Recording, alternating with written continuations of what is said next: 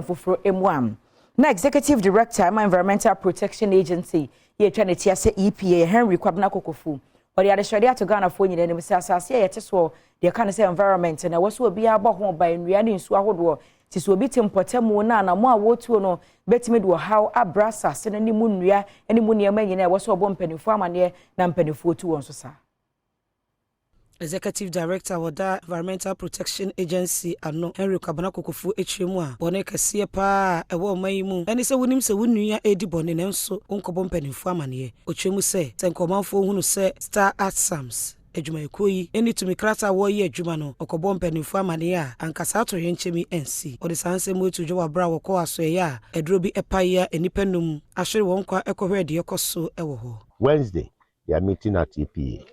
Now, all the necessary guidelines immediately on members and only a day. We shall be having a soup on them as we do. But then,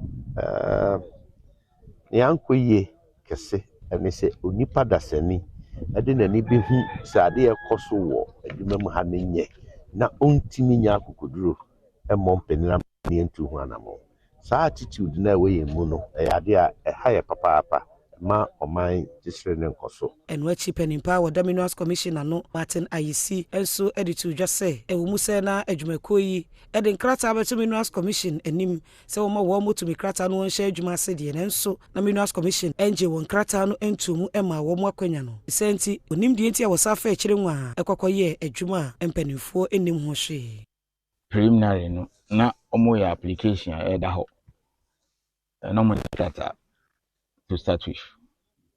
I know the investigations we have because we have documentation. So one, it is an established fact showing the records of commission say no money character, but no application that that's all.